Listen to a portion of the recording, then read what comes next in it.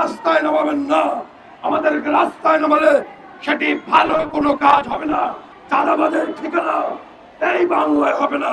আমরা বাংলাদেশের 18 কোটি মানুষ এই ইন্টারনেট ব্রডব্যান্ড সেবা পৌঁছে দিচ্ছি প্রতিদিন।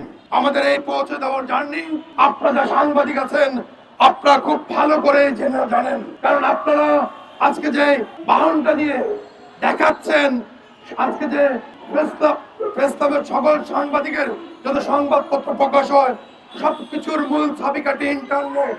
আর এই ইন্টারনেটের উপরে চাঁদাবাজি করতে যাচ্ছে একদল চাঁদাবাজ। এরা রাষ্ট্রের শত্রু, এরা দেশের শত্রু। এদেরকে মোকাবেলা করার জন্য আমাদেরকে যদি রাস্তায় নামতে হয়, আমরা কিন্তু পিছু পা হব না। আমরা 10 লক্ষ কর্মকর্তা কর্মচারী, 2500 আইএসপি আপনাদের মাধ্যমে বাংলাদেশ সরকারকে স্পষ্ট ভাষায় জানাতে দিতে চাই, আমাদেরকে রাস্তায় নামাবেন না। আমাদেরকে রাস্তায় নামালে সেটি ভালো কোনো কাজ হবে না। সারা পৃথিবীতে যেভাবে ইন্টারনেট প্রত্যেকটা অফিসকে, প্রত্যেকটা পথকে রাষ্ট্র নিরাপত্তা দেয়, আমাদের সরকারের কাছেও আমাদের দাবি আমরা সেইভাবে নিরাপত্তা চাই। যেভাবে আপনাদের সামনে মেট্রো রেল আছে, জাতীয় গুরুত্বপূর্ণ বলে তাকে আখ্যায়িত করা হয়, ইন্টারনেট একটি মৌলিক অধিকার। এই অধিকার জনগণের অধিকার।